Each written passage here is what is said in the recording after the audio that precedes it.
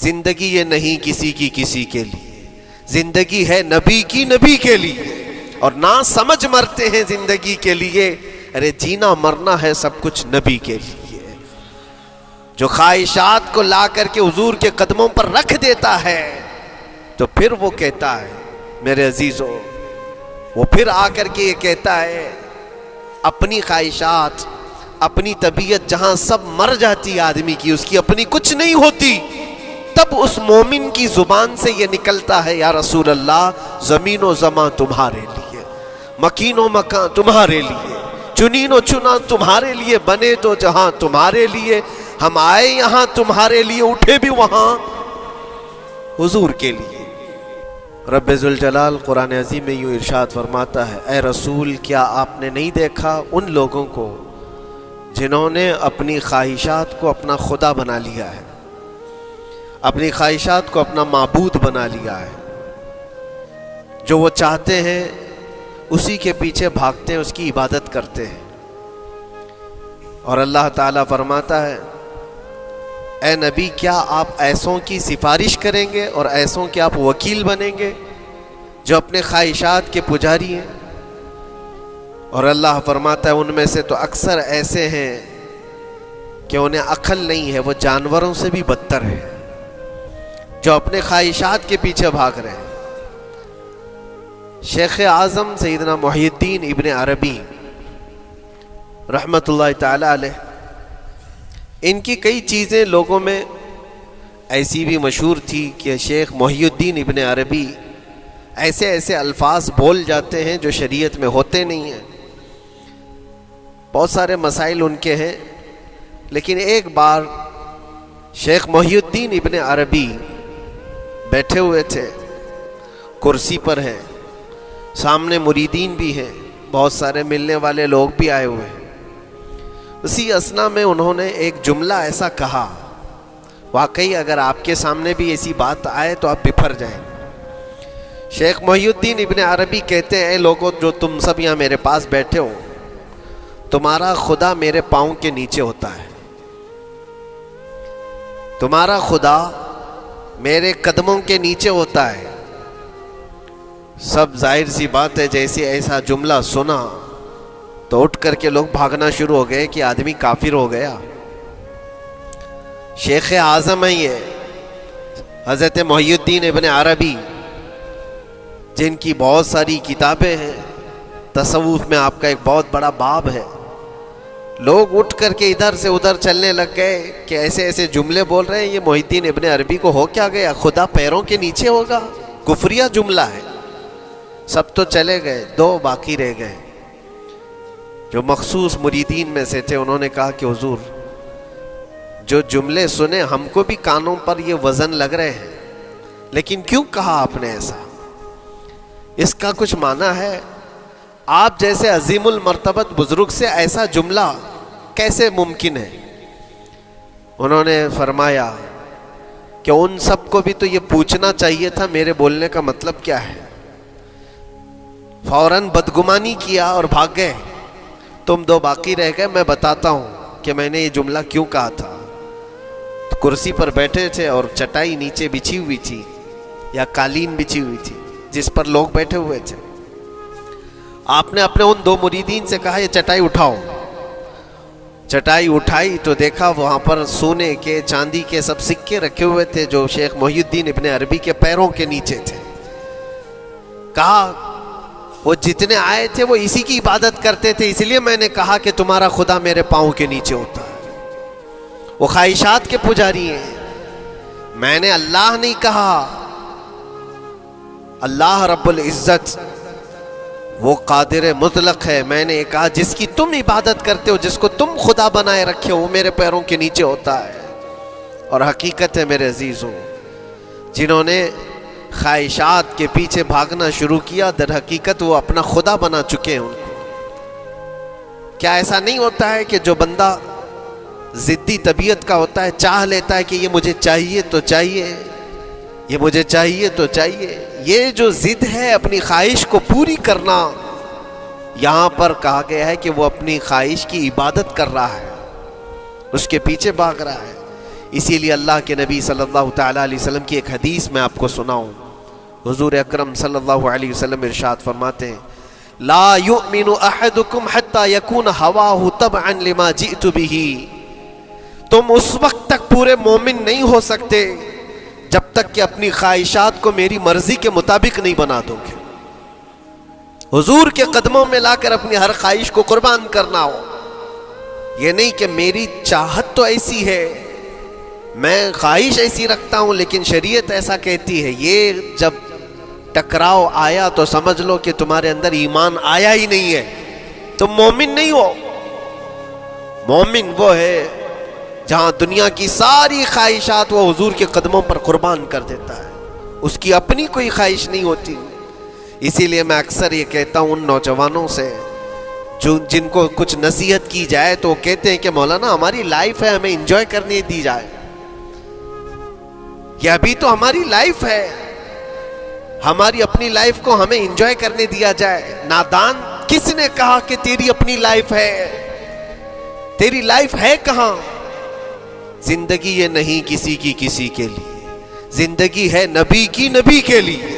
اور نہ سمجھ مرتے ہیں زندگی کے لیے، ارے جینا مرنا ہے سب کچھ نبی کے لیے. جو خواہشات کو لا کر کے حضور کے قدموں پر رکھ دیتا ہے تو پھر وہ کہتا ہے میرے عزیزوں، وہ پھر آ کر کے یہ کہتا ہے اپنی خواہشات، اپنی طبیعت جہاں سب مر جاتی ہے آدمی کی، اس کی اپنی کچھ نہیں ہوتی، تب اس مومن کی زبان سے یہ نکلتا ہے یا رسول اللہ زمین و زمان تمہارے لیے، مکین و مکان تمہارے لیے، چنین و چنا تمہارے لیے، بنے تو جہاں تمہارے لیے، ہم آئے یہاں تمہارے لیے، اٹھے بھی وہاں حضور کے لیے. اس کا اپنا کچھ نہیں ہوتا. اپنی خواہش ہوگی تو میں کرتا رہے گا، اور جتنی خواہشات کے پیچھے بھاگتا رہے گا دنیا اس کا پیچھا کبھی نہیں چھوڑتی، اور نہ ہی دنیا اس کو کبھی سیراب ہونے دے گی، کبھی پیٹ بھرنے دے گی ہی نہیں. وہ بھوکا ہی رہے گا، وہ پیاسا ہی رہے گا جو دنیا کے پیچھے بھاگتا ہے. ایک مرتبہ سیدنا عبداللہ ابن مسعود رضی اللہ تعالیٰ عنہ غمگین بیٹھے ہوئے تھے، کسی بات کا غم ہوگا. نبی پاک صلی اللہ تعالیٰ علیہ وسلم کا گزر ہو رہا تھا، آپ نے دیکھا، حضرت عبداللہ ابن مسعود سے پوچھا کہ غم کیوں ہے؟ تو آپ خاموش رہے. تو اللہ کے نبی صلی اللہ علیہ وسلم نے ایک جملہ فرمایا جو آج ہم سب کے لیے سبق ہے میرے عزیزوں. فرماتے ہیں لا تکثر ہمک ما یقدر یکن. اپنے غم کو زیادہ مت بڑھا، جتنا لکھا ہے اتنا مل کے رہے گا. وما ترزق یأتک. جتنا اللہ نے رزق لکھا ہے وہ آ کر رہے گا، وہ تیرے پاس آ جائے گا. غم کب بڑھتے ہیں انسانوں کے؟ ہمارے اندر جو ٹینشن جس کو آپ کہہ رہے ہو، فرسٹریشن کہہ رہے ہو، یہ سب چیزیں انسان کی زندگی میں کب آتی ہیں؟ جب یہ اپنی لو اور اپنی خواہشات دنیا سے لگاتا ہے. خالق سے اگر لگاتا ہے تو پھر اس کے غم نہیں بڑھتے، بلکہ غموں کا مداوا ہے. اسی لیے بزرگوں نے فرمایا کہ اگر ٹینشن فری جینا چاہتے ہو تو انسانوں سے امیدیں کم کر لو، اللہ کی ذات سے یقین بڑھا لو، اس کی ذات سے یقین بڑھاؤ. ہم نے دیکھا ہے اپنی زندگی میں جس سے ہم ملتے رہے، جس سے کچھ خواہشیں رکھتے رہے یا جس کے متعلق کچھ امیدیں وابستہ کر رکھی، یہاں امیدیں ٹوٹ جاتی ہیں، پھر انسان کا غم بڑھتا ہے، انسان مغموم ہو جاتا ہے. اللہ کی ذات سے جو وابستہ ہوا اور وہاں جو آس لگایا وہ ہر دن بشاشت کے ساتھ جیتا ہے، یقین کے ساتھ جیتا ہے. اسی لیے میرے عزیزوں، یہاں جس نے بھی اپنے خواہشات کو دنیا کے ساتھ لگایا ہے اسے کم کرنا ہے. لا تکثر ہمک ما یقدر یکن. اللہ کے نبی فرماتے ہیں اپنے غموں کو زیادہ مت کر، جتنا لکھا ہے اتنا تجھے مل کر رہے گا. اس دار فانی میں، اس عمل کی دنیا میں ہم نے اپنے بہت ساری چیزیں پھیلا رکھی ہیں. ایک چیز میں آپ کو بتاؤں کہ کبھی کبھار میں دیکھتا ہوں موبائل کو، اب سب کے ہاتھوں میں موبائل ہے، اور کبھی کبھار یہ اسٹک بھی ہوتا ہے. اچھی کمپنیوں کے موبائل بھی اسٹک ہو جاتے ہیں، یا تو کبھی بہت زیادہ بیٹری گرم ہو جاتی ہے اور موبائل بھی گرم ہونے لگتا ہے. پھر اس کا حل کیا ہے؟ ایکسپرٹ سے پوچھتے ہیں موبائل کبھی ہینگ ہو رہا ہے یا کبھی بہت بیٹری گرم ہو رہی ہے، اس کے ریزن کیا ہے؟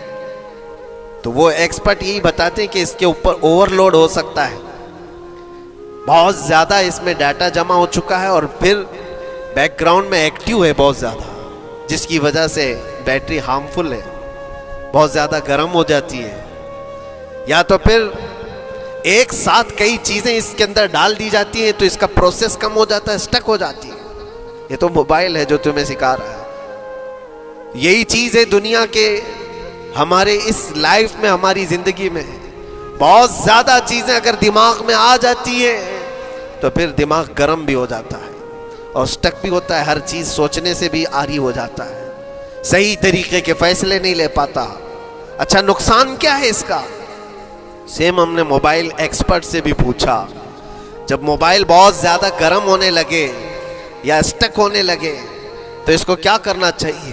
تو ایکسپرٹس بتاتے ہیں کہ اس کے ریڈیشن بہت زیادہ ہوتے ہیں اس وقت اور یہ نقصان پہنچا سکتا ہے، جو استعمال کر رہا ہے اس کے دماغ پر بھی اثر کرے گا، آس پاس کے لوگوں پر بھی اثر کرے گا۔ ایک موبائل کے اوپر اگر زیادہ لوڈ آ جائے تو اس کے ریڈیشن آس پاس سب کو خراب کرتے ہیں۔ یہی حال انسان کی زندگی کا ہے۔ تمہارے دماغ کے اوپر اگر غم زیادہ بیٹھ گئے اور بہت زیادہ دماغ حاوی ہو گیا تو خود کا تو نقصان کرو گی ہی، آس پاس جتنے ہیں سب کا نقصان کرو گے۔ تمہاری وجہ سے تمہارے ماں باپ بھی پریشان، تمہاری اولاد، تمہارے بیوی بچے سب اس پہ ان سب چیزوں میں ملوث ہو جاتے ہیں۔ اب اس کا علاج کیا ہے؟ کہا گیا موبائل کو آف کر دو، ڈیٹا کم کر دو، اس کے اندر سے کچھ چیزیں ڈیلیٹ کر دو، پھر یہ اپنے نارمل حالت میں آ جائے گا۔ سیم آپ کے لیے بھی ہے، دماغ میں دنیا کے بہت سارے فطور بھرے ہو تو تھوڑی چیزیں ڈیلیٹ کر دو، تھوڑے دنوں کے لیے اپنی اس ایکٹیو لائف کو روک دو اور آ جاؤ اللہ کی بارگاہ میں اور آنکھ بند کر کے اس کی طرف لو لگاؤ، اس لیے کہ ہماری بیٹری جو چارج ہوگی وہ خالق کائنات سے ہی ہوگی، بنانے والا ہی بہتر جانتا ہے اس کی زندگی کس چیز سے چلتی ہے۔ اور اسی لیے کہا ہے، امام غزالی رحمۃ اللہ تعالیٰ علیہ فرماتے ہیں، جو بندہ اللہ کے ذکر سے کئی دن تک غافل ہوتا ہے تو مردہ لاش ہے جو چل رہا ہے، بازاروں میں جو چل پھر رہا ہے، ذکر الہی نہیں کرتا تو اس کی روح ختم ہونے کے قریب آئی ہے، یہ زندہ لاش ہے۔ یہاں زمانے ہو گئے، مہینوں بیت گئے، برسوں ہو جاتے ہیں، کتنے دن ایسے ہیں آپ نے اللہ کے ذکر کے لیے الگ سے وقت نکالا ہو؟ کہاں ہے وقت؟ نماز بھی ایسے پڑھ کر کے بھاگ جاتے ہیں جیسے لگتا ہے کہ کوئی چیز ہمارے اوپر سوار تھی، جلدی سے ہٹا دی اور بھاگ گیا۔ نہیں میرے عزیزوں، ہماری روح جب بیمار ہوتی ہے، ہماری روح کو جب بھوک لگتی ہے تو اللہ کے ذکر سے اس کا علاج بھی ہوتا ہے اور اس کو رزق بھی ملتا ہے، لیکن ہم رزق دیتے ہی نہیں۔ کبھی آپ نے دیکھا ہماری باڈی کو، صبح ناشتہ نہ کرو، دوپہر میں کھانا نہ کھاؤ تو شام تک ہمارا جسم ہچکولے لینے لگتا ہے، چکر آنے لگ جاتے ہیں۔ کیوں؟ جسم 2 وقت کے کھانے کو چھوڑنا برداشت نہیں کر پاتا، کمزوری آ جاتی ہے، جسم کو بھوک لگتی ہے، ہمیں کھانا دینا اسے ضروری ہے۔ اسی طرح اللہ نے ہماری جو روح بنایا ہے، روح کو بھی رزق کی ضرورت ہے، اور روح کا رزق کیا ہے؟ روح کا کھانا پینا کیا ہے؟ کاجو بادام میوے پستے کھا کر کے روح کو طاقتور نہیں بنا سکتے۔ فرمایا گیا روح کی غذا اللہ کا ذکر ہے، جب بندہ اللہ کا ذکر کرتا ہے تو اس کی روح کو طاقت ملتی ہے اور روح کمزور نہیں رہتی، طاقتور بن جاتی ہے۔ عزیزان گرامی وقار، پھر میں خلاصتاً یہ بات کہوں گا کہ ہم نے دنیا میں اتنی ساری چیزیں پھیلا لی ہیں، اتنے سارے، جس کی وجہ سے غموں کا بوجھ ہمارے دماغ پر طاری ہے، اور ایک وقت وہ آئے گا جب ساری چیزیں چھوڑ کر کے فوراً بھاگنا پڑے گا، نکلنا پڑے گا۔ کچھ لوگوں کے متعلق کہا گیا ہے کہ روح نکلنے کے وقت اس کو بہت تکلیف ہوتی ہے، سب کے لیے نہیں، کچھ ایسے لوگ ہیں جن کی روح نکلنے کے وقت درد زیادہ ہوتا ہے، تکلیف زیادہ ہوتی ہے مرنے کے وقت۔ پوچھا گیا کیوں؟ کہا کہ یہ روح جو ہے اس کی ساری بنائی ہوئی چیزوں میں اٹکی ہوئی ہے، اس کی اولاد میں بھی ہے، اس کے مال میں بھی لگی ہوئی ہے، اس کے گھر میں بھی لگی ہوئی ہے، اس کے جائیداد میں بھی لگی ہوئی ہے۔ روح جب نکل رہی ہوتی ہے ان سب چیزوں سے بھی نکل رہی ہے، جہاں جہاں اس کی خواہشات لگی ہوئی تھی سب جگہ سے کھینچا جا رہا ہے، تو درد بڑھتا چلا جاتا ہے، تکلیف بڑھتی چلی جاتی ہے، اور پھر وہ جب دیکھ رہا ہوتا ہے خالی ہاتھ جا رہا ہو، تکلیف زیادہ ہوتی. اسی لیے میرے عزیز و اللہ کے نبی صلی اللہ تعالیٰ علیہ وسلم کا جب آخری وقت آیا، آپ کے وصال کا وقت آیا، حضور نے اپنی بیویوں کو بلایا، ازواج مطہرات کو بلایا اور پوچھا کہ کس کے پاس کتنا سونا ہے، کتنا زیور ہے. ازواج مطہرات نے کہا میرے پاس اتنا ہے، ان کے پاس اتنا ہے. سب نے اپنے چاندی سونے کے زیورات لا کر پیش کر دیا. حضور پاک صلی اللہ علیہ وسلم نے فرمایا اے میری بیویوں، اے میری ازواج، اگر تم چاہو تو یہ سب اللہ کی راہ میں خیرات کر دو، اللہ کی راہ میں اس کو وقف کر دو، خیرات کر دو. بیویوں نے پوچھا یا رسول اللہ صلی اللہ علیہ وسلم، کیا آج سے سونا چاندی پہننا حرام ہو گیا ہے؟ کیا ہمارے لیے ناجائز ہو گیا ہے؟ نبی پاک صلی اللہ علیہ وسلم نے فرمایا نہیں، زینت تو تمہارے ہی لیے ہے، سونا اور چاندی تمہارے لیے ہے، حرام نہیں ہے، ناجائز نہیں ہے. لیکن میں دیکھ رہا ہوں میری زندگی کا آخری وقت آ گیا، میں رب ذوالجلال کی بارگاہ میں جانے والا ہوں. میں یہ چاہتا ہوں کہ اس حال میں دنیا سے جاؤں کہ میرے گھر میں سونا چاندی کا کوئی ٹکڑا پڑا ہوا نہ ہو اور اللہ کی بارگاہ میں فقیر اٹھایا جاؤ. یہ نبی پاک صلی اللہ تعالیٰ علیہ وسلم کی خواہش ہے کہ میں اللہ کی بارگاہ میں اس حال میں جاؤں کہ میرے گھر میں کوئی چیز رکھی ہوئی نہ ہو، سونا اور چاندی، مال و دولت. کیونکہ میرے عزیزوں اسی سے اندازہ کرو انسان اپنی خواہشات میں اتنا گھر جاتا ہے کہ اس سے نکلنا اس کے لیے مشکل ہوتا ہے. اور روح نکلنے کے وقت یہی تو تکلیف ہوتی ہے کہ کہاں کیا کیا بنایا تھا، کتنا جمع کیا تھا، حساب کرتے کرتے اس کی روح نکل جاتی ہے. ہم نے دیکھا ہے، میں اپنا ایک تجربہ بتاتا ہوں. عمرہ سے ہم واپس آ رہے تھے، 40 لوگوں کا قافلہ تھا. ایئرپورٹ پر پہنچے، بہت تاخیر ہو چکی تھی اور فلائٹ کا وقت بہت کم رہ گیا تھا. اور حاجی لوگ ماشاءاللہ جاتے ہیں تو خوب بھر کر کے سامان بھی لیتے ہیں. کیا کیا سامان تھے سب کے پاس، اور ہمارا بار بار جانا آنا ہوتا ہے. میں کبھی کوئی زیادہ چیزیں رکھتا نہیں. ہم تو آگے نکلے، گروپ پورا تھا اور سارے لوگ سامان لے کر کھڑے تھے. وقت گزرتا گیا، فلائٹ جہاں چیک ان ہو رہا تھا سامان، انہوں نے کہا کہ 25 کلو سے زیادہ کا الاؤڈ نہیں ہے، اور یہاں 40 کلو لے کر بیٹھے ہوئے تھے. میرا تو تھوڑا سا لے لے، تیرا تو تھوڑا سا لے لے، ایک دوسرے کو پیش کر رہے ہیں. 3-4 لوگوں نے تو مجھے پکڑایا کہ آپ کے پاس سامان کم ہے مفتی صاحب، آپ تھوڑا سا ہمارا لے لو. جس کا لے سکتے تھے لے لیا. پھر اس کے بعد 1 گھنٹے سے کم ٹائم بچا تھا، انہوں نے کاؤنٹر کلوز کر دیا. میں نے دیکھا 20 سے 25 حاجی ایسے ہیں جن کا سامان بکھرا ہوا ہے، اور کیا لے جا سکتے ہیں ہاتھ میں، وہ بھی 7 کلو 8 کلو اتنا ہی تھا. ان کی خواہشات میں دیکھ رہا تھا. کوئی مسلح اٹھاتا ہے، کوئی کھجور اٹھاتا ہے، کوئی کہتا ہے نہیں میرے بچوں کے لیے کھلونے لیا تھا اس کو لے لیتا ہوں. وہ لے لو تو مسلح چھوڑنا پڑتا ہے، یہ لے لو تو کھجور چھوڑنا پڑ جاتا ہے. کسی نہ کسی طرح سے وہ لوگ آخری وقت 2-4 چیزیں لے کر کے نکل رہے تھے، اور بکھرا ہوا پورا سامان ایئرپورٹ پر ایسے ہی موجود تھا. 1-2 کلو نہیں، کتنے کلو کا سامان چھوڑ کر کے یوں ہی آنا پڑا. یا تو پھر فلائٹ کے سفر پہ جاؤ یا سامان میں لگے رہو، 2 ہی آپشن تھے. اور کون وہ چھوٹے سامان کے لیے اپنا سفر ملتوی کرتا. واپس آئے، حسرت بھری نگاہوں سے دیکھتے رہے اپنے سامان کو. اور پھر اندر آ کر جب بیٹھے، میرے ذہن میں یہ بات گونجنے لگی، یہی حالت ہوتی ہوگی جب انسان دنیا سے جا رہا ہوتا ہے، جب یہاں سے رخصتی کا وقت آتا ہے اور ملک الموت سر پر آ کر کھڑا ہو جاتا ہے. روح نکلنے کے لیے بھی تھوڑا سا وقت باقی ہے، بس منٹوں میں بھی نہیں رہ گیا. جب اس کو نظر آتا ہے، اب یہ سوچتا ہے اتنی نمازیں باقی رہ گئی، اتنی زکوٰۃ بھی رہ گئی، حج بھی تھا، اور بھی کچھ چیزیں کسی کے دینے کے باقی تھے، قرضے بھی تھے. کس چیز کی نصیحت کروں، کس چیز کی وصیت کروں؟ فلاں جگہ ایک گھر خرید کر کے اس کے ڈاکیومنٹ تو وہاں رکھا تھا، بیٹے کو بھی نہیں بتایا، بیٹی کو بھی نہیں بتایا، پتہ نہیں کس کے ہاتھ لگ جائے گا. یہ خواہشات گھومتی رہتی ہیں، وہ کسی کو بتا بھی نہیں پاتا. ادھر ملک الموت روح نکال کر نکل پڑتے. یہ انسان کی شارٹ لائف ہے، مختصر سی زندگی ہے جہاں یہ خواہشات دھری کی دھری رہ جاتی ہیں. اسی لیے شیخ سعدی نے بہت اچھی بات فرمائی. ایک بادشاہ نے اعلان کیا تھا اپنے وزیروں میں سے ایک کو، اس سے بہت خوش ہوا اور کہا جا آج تجھے میں اتنی جائیداد دوں گا،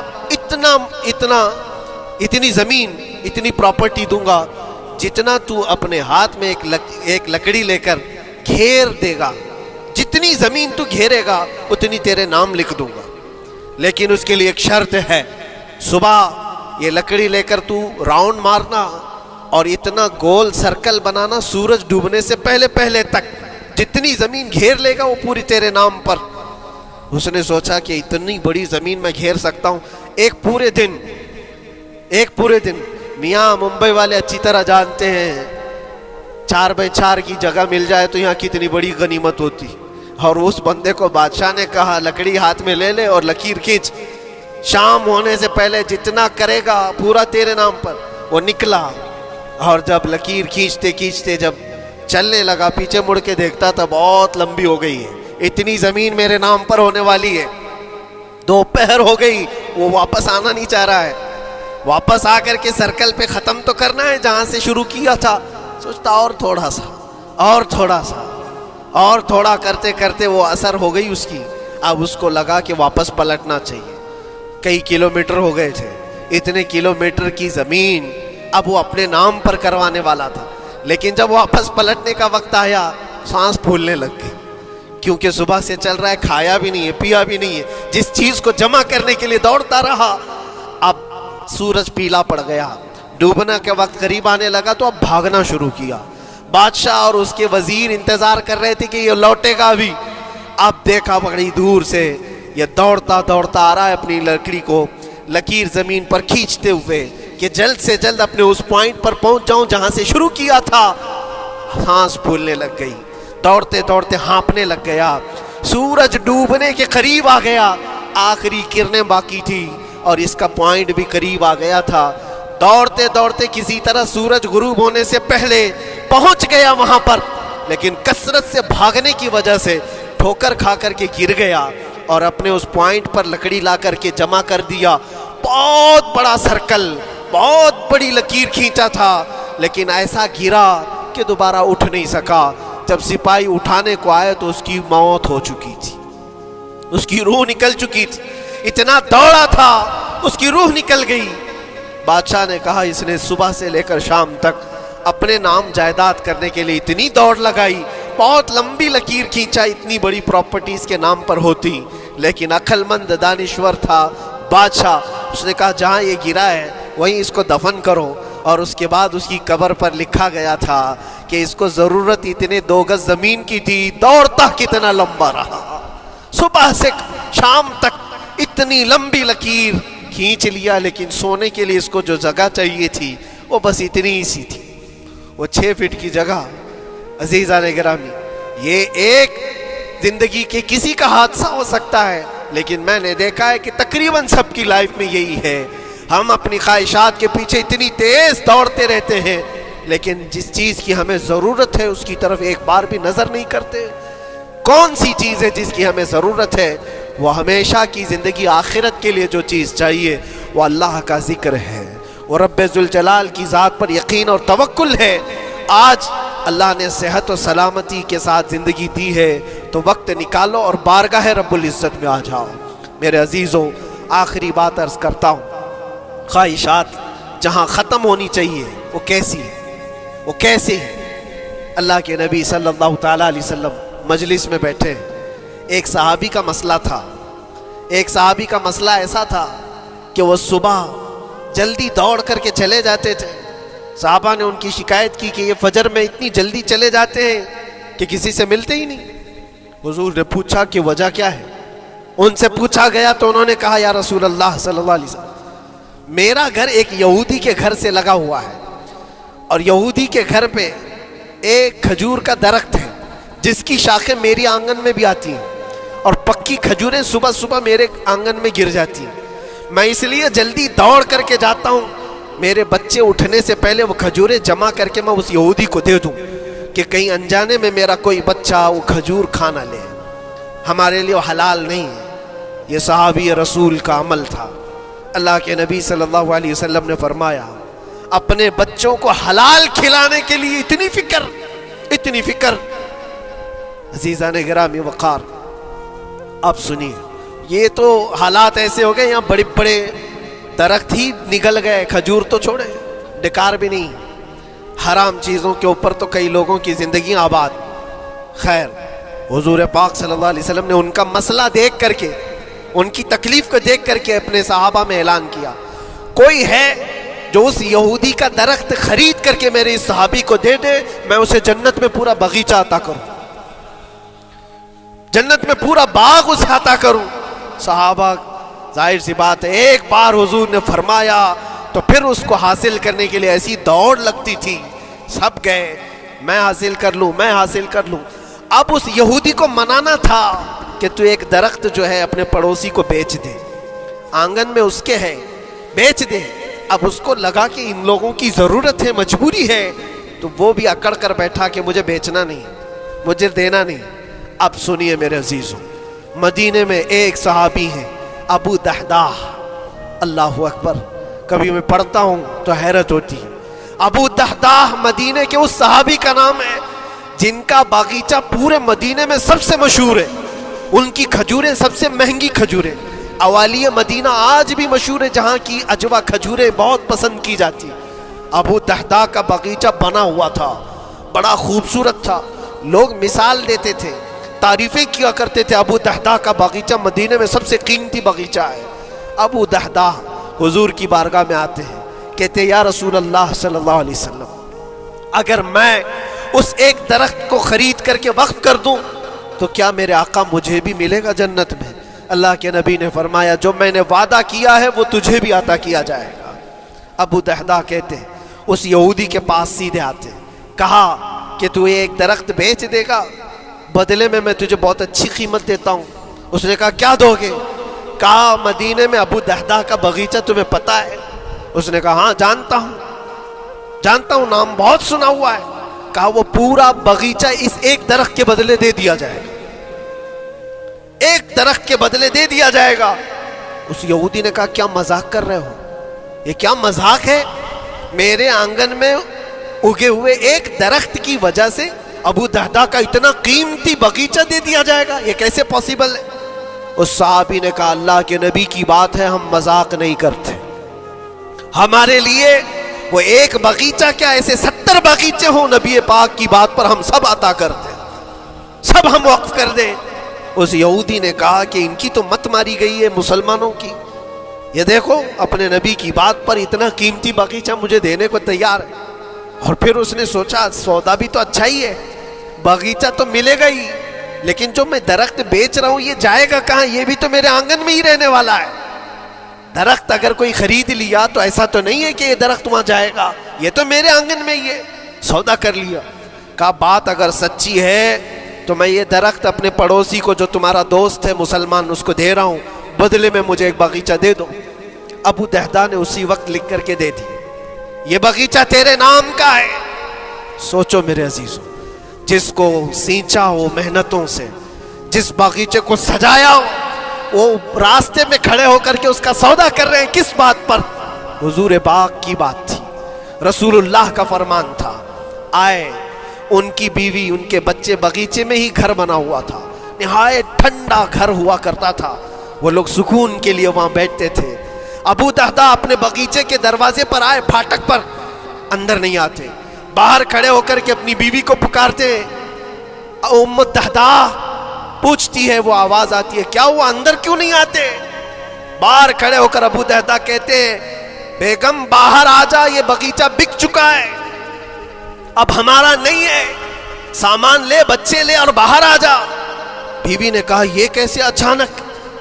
نہ کچھ کہا نہ کچھ بتایا، لیکن وہ عورتیں دنیا دار عورتیں نہیں تھیں، وہیں سے اندر سے کہتی ہے ابو دحداح میرا تم پر یقین ہے، اگر سودا کیا ہوگا تو بہت بھاری سودا کیا ہوگا، ورنہ ابو دحداح کا باغیچہ مدینے میں بیچے جانے کے قابل نہیں ہے، کون ہے جو اس کی قیمت لگائے گا؟ میرا گمان یہ ہے کہ میرا شوہر اگر سودا کیا ہوگا تو بہت اونچا سودا کیا ہوگا۔ ابو دحداح نے کہا میری رفیق حیات باہر تو آ جا، میں تجھے بتاؤں کون سا سودا کیا ہے، باہر آ جا۔ بچوں کو لیتی اپنا سامان سمیٹتی ہے اور اسی وقت باغیچہ چھوڑ کر کے باہر نکل آئی۔ ابو دحداح سے پوچھتی ہے یہ اچانک سودا کرنے کی کیا ضرورت پیش آئی؟ یہ اس طرح سے اچانک تم نے سودا کر لیا اور مجھے باہر بلایا؟ کیا سودا کیا, کتنے پہ بیچا؟ ابو دہدا نے کہا میرے ہاتھ میں پیسہ تو 1 روپیہ نہیں, 1 درہم نہیں ہے. کہا پھر کتنے میں بیچا؟ کہا اندازہ بھی نہیں کر سکتی. اللہ کے نبی نے فرمایا میرے اس صحابی کے لیے جو ایک درخت خرید کر کے دے دے اسے میں جنت کا باغیچہ عطا کروں گا. میں نے اپنے دوست مسلم بھائی کے لیے اس کا درخت خرید کر کے وقف کیا ہے اور بدلے میں اس یہودی کو یہ باغیچہ دے دیا ہے. بیوی وہ نہیں تھی جو یہ کہتی کہ مت ماری گئی ہے تیری, گھر بیچ کے آ گیا, فلاں کر کے آ گیا. وہ دنیا دار عورت نہیں تھی, ہاتھ اٹھاتی ہے اور سر پر رکھتی ہے اور کہتی ہے ابو دہدا مجھے تمہارے بارے میں یہی یقین تھا, قسم رب ذوالجلال کی اگر وہ یہودی اس باغیچے پر نہیں مانتا تو ہمارے پاس اور جو کچھ تھا سب دے کر کے ہم نبی پاک کی بات پر عمل کر لیتے. حضور کی بات تھی, وہ یقین تھا, دنیا دے دیا, خواہشات قربان کر دیا قدم مصطفیٰ پر. اسی لیے اقبال نے کہا ہے کہ جو کچھ بھی ہمارے پاس ہے وہ نام مصطفیٰ سے ہے. آبرو ماز نام مصطفیٰ, ہم سب کی عزت و آبرو مصطفیٰ کے نام سے ہے. وہاں اپنی خواہشات قربان کر دو, ختم کر دو. اپنے اندر کی جتنی چیزیں ہیں حضور نے فرمایا تو اس کے بعد اپنی طبیعت نہیں, اپنی خواہش نہیں. تم اپنے گھر پر سوچتے بیٹھے رہو گے کہ میرا گھر کیسے, میری بیوی کیا بول رہی ہے, میرا باپ کیا بول رہا ہے, میری ماں کیا بول رہی ہے. نہیں, وہ صحابہ کی زندگی یہ تھی, دنیا کیا بول رہی ہے اس سے ہمیں مطلب نہیں, میرے مصطفیٰ کیا فرما رہے ہیں. اپنی خواہشات وہاں پر. حضرت انس بن نزیر ایک صحابی ہیں, وہ حضور صلی اللہ تعالیٰ علیہ وسلم کے بڑے رازدار صحابی تھے. حضور ان کے گھر پر موجود ہے. مکہ سے ایک لیٹر آیا, جنگوں کی وہ لوگ تیاری کر رہے تھے. اور انس بن نزیر کون ہے؟ یہ ان کی بیوی جو تھی انس بن نزیر کی, اپنی بیوی سے بہت محبت کرتے تھے, بلکہ عشق کرتے تھے, عشق کرتے تھے اپنی بیوی سے. اور عشق میں ان کی شادی بھی ہے, اپنی بیوی کو بہت چاہتے تھے. اب سنو, مصطفیٰ کریم صلی اللہ علیہ وسلم انس بن نزیر کے گھر پر ہے.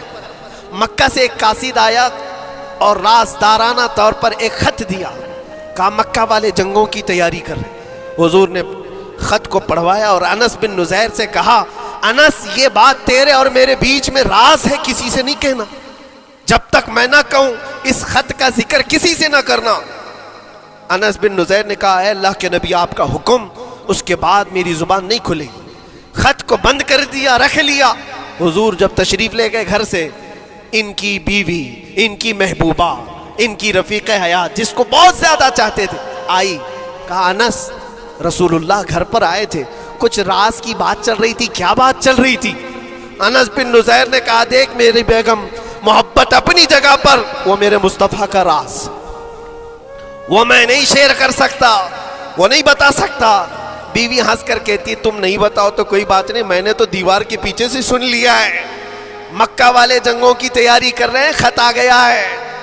انس بن نزیر نے اپنی بیوی سے اتنی بات سنی, سیدھے جا کر کے گلا پکڑ لیا, گردن کو دبوچ دیا اور کہا اس وقت تک میں تیری گردن نہیں چھوڑوں گا جب تک میرے مصطفیٰ کا فرمان نہ آ جائے. گردن پکڑ لیا اس عورت کی جس کو سب سے زیادہ یہ چاہتے تھے, لے آئے حضور کے پاس. کہا یا رسول اللہ معاف کر دیں, آپ کا راز تھا, میں نے تو نہیں بتایا, مگر میری بیوی نے دیوار کے پیچھے سے سن لیا اور اس لیے میں اس کی گردن پکڑ کر کے لایا ہوں کہ کہیں میں مجرم نہ بن جاؤں, نبی پاک کا راز افشا کرنے والا میں مجرم نہ بن جاؤں. آقا اگر آپ حکم فرمائیں تو میں اس کو ختم کر دوں یا اس کو طلاق دے کر کے آزاد کر دوں, آپ کے فرمان پر میں کامل عمل کر سکوں. اللہ کے نبی نے فرمایا انس چھوڑ دے گردن, جس طرح تو ہمارے راز کی حفاظت کرتا ہے یہ میری صحابیہ ہے, یہ بھی میرے راز کی حفاظت کرے گی. اس کے بعد ہاتھ چھوڑ دیا اور اپنی بیوی سے کہا کہ دیکھ میری محبت میرا عشق اپنی جگہ پر, بات جب مصطفیٰ کی آئے گی پوری کائنات کو میں چھوڑ دوں گا, میرے مصطفیٰ کی بات کو عمل کروں گا. اور اس بیوی نے بھی یہی کہا انس اگر تو مجھے راز بتا دیتا حضور کا, عشق میں ڈوب کر کے, محبت میں ڈوب کر کے, تو جو گلا تو نے میرا پکڑا کل میں تیرا گلا پکڑ کر حضور کے پاس لاتی کہ حضور یہ آپ کی غلامی کے قابل نہیں ہے, یہ ان کا کمال درجے کا ایمان تھا، اپنی خواہشات کو قربان کر دیا۔ ایک مدینے کی خاتون ایسی ہیں، سب سے زیادہ حسین و جمیل لڑکی ہے، حضور کے پاس ایک حبشی کالے رنگ کے صحابی ہیں، آئے کہا یا رسول اللہ مجھ سے کوئی شادی نہیں کرتا۔ حضور نے فرمایا کہ جا میں تیری شادی کے لیے ایک جگہ پر پیغام بھیجتا ہوں، اور بھیجا اس لڑکی کے گھر۔ انصاری صحابی کی ایک لڑکی اتنی خوبصورت ہے مدینے میں، ان کے گھر بھیجا۔ یہ تو حبشی قسم کے تھے، یہ ایک پیغام لے کر کے جب آئے، ماں باپ باہر بیٹھے ہوئے، لڑکی اندر ہے۔ ماں باپ نے دیکھا کیوں آئے ہو؟ کہا میں پیغام لے کر آیا ہوں۔ کس چیز کا؟ آپ کی بیٹی سے نکاح کا۔ کس نے بھیجا؟ کہا اللہ کے رسول نے۔ ماں اور باپ ہیں، شکل و صورت دیکھی اور ان کی حسینہ بیٹی۔ کہا ٹھیک ہے تم جاؤ واپس، ہم حضور سے بات کر لیں گے۔ اتنا ہی کہا، ٹال دیا ہوگا۔ وہ صحابی جو آئے تھے کالے رنگ کے، انہوں نے کہا یہ تو روز کی بات تھی، ہر جگہ ریجیکٹ ہوتا ہی تھا، میرے لیے تعجب کی بات نہیں تھی، میں تو واپس آیا حضور کے پاس۔ ہوا گھر میں کیا، اندر جوان لڑکی جو گھر میں موجود تھی بھر آئی۔ کہا ماں باپ سے پوچھتی ہے کہ اماں کون آیا تھا؟ کہا ایک نوجوان نکاح کا پیغام لے کر کے۔ اس خاتون نے کہا، لڑکی نے کہا آپ نے کیا کہا؟ کہا ہم بعد میں بات کر لیں گے۔ کہا آپ کو اندازہ نہیں آپ نے کتنی بڑی خطا کی ہے، اللہ کے نبی کا فرمان آیا تھا اور آپ نے ٹال دیا۔ میں تیار ہوں اس کے ساتھ نکاح کرنے کے لیے، نبی پاک کا حکم ہے۔ ماں باپ نے کہا بیٹا تو نے دیکھا ہے، بیٹا تو نے دیکھا جو پیغام لے کر کے آیا تھا وہ تیری میچنگ کا ہے یا نہیں؟ تو نے دیکھا؟ اس نوجوان نے کہا، اس لڑکی نے کہا میں نے پیغام لے کر آنے والے کو تو نہیں دیکھا، آمینہ کے لال کو تو دیکھا ہے، جس نے پیغام بھیجا ہے اس کو دیکھا ہے۔ اس کے حکم کے بعد پھر کسی کو دیکھنا بنتا ہی نہیں ہے۔ وہ دونوں ماں باپ دوڑتے ہوئے حضور کے پاس آئے، اور وہ صحابی ابھی بتا ہی رہے تھے کہ میں ریجیکٹ ہو کر کے آیا ہوں، تبھی ماں باپ بھی دوڑ کر کے آئے۔ کہا یا رسول اللہ خطا ہو گئی، ہم نے تاخیر کی آپ کے حکم میں، اے اللہ کے نبی ہم راضی ہیں، اپنی بیٹی کا نکاح انہی کے ساتھ کریں گے جن کا پیغام آپ نے بھیجا ہے۔ کیا اپنی خواہشات کو حضور کے قدموں میں لا کر قربان نہیں کیا؟ لیکن نکاح ہوا بھی۔ وہ نوجوان عبداللہ اسود نکاح کا ہے، حضور نے نکاح کروا دیا مسجد نبی، اور حضرت عثمان سے کہا کہ ان کو کچھ پیسہ دے دو، مال دے دو، شادی کا سامان تو خرید لے، جہیز لے لے، اپنا گھر سجا لے۔ ان کو صحابہ نے پیسے دیے، غریب تھے، میں بازار میں جا کر اپنی شادی کا سامان خرید رہے تھے، شام کے وقت اعلان ہو گیا مشرکین مکہ نے مدینے پر حملہ کیا ہے، اللہ کے نبی جہاد میں نکل رہے ہیں۔ یہ عبداللہ اسود جن کا نکاح مسجد میں ہوا اور رات کو سہاگ رات آج تھی، آج اپنے گھر دلہن لانے والے تھے، جو گھر سجانے کے لیے سامان خریدنا تھا جا کر کے گھوڑا خرید رہے، تلوار خرید رہے، اور اس کے بعد جنگ میں استعمال ہونے والا سامان خرید رہے ہیں، سب پیسے خرچہ کر دیے جنگ کے استعمال کے، زیرہ خرید لی، وہ ٹوپی خرید لی لوہے کی، سب خرید کر کے سیدھے میدان جنگ میں آ گئے۔ صحابہ بھی پہچان نہیں رہے تھے، صحابہ بھی نہیں پہچان رہے تھے، وہ غریب صحابی کبھی گھوڑے پر نہیں بیٹھے، لیکن شادی کا پورا پیسہ یہ جنگ کے سامان میں لگا دیا۔ اور جب جنگ شروع ہوئی احد کی، میدان جنگ میں جب صحابہ لڑ رہے تھے، حضور پاک پوچھتے اپنے صحابہ سے، یہ ایک جوان ہے جو پورا چہرہ ڈھکا ہوا ہے، گھوڑے پر بیٹھا ہے، جوان مردی کے ساتھ لڑ رہا ہے، اے میرے صحابہ جانتے ہو کون ہے یہ؟ صحابہ غور سے دیکھتے اور کہتے یا رسول اللہ یہ مدینے کا نہیں لگتا، ہمارے آپس کا نہیں ہے، کہیں باہر سے آیا ہے۔ حضور نے فرمایا جا کے غور سے دیکھو، اس کی کالی کالی کونیوں سے میں پہچان رہا ہوں، وہ میرا عبداللہ اسود ہے، آج میں نے اس کو شادی کے لیے پیسے دیے تھے، وہ سارے پیسوں سے یہ جنگ کا سامان خرید کر کے لایا ہے۔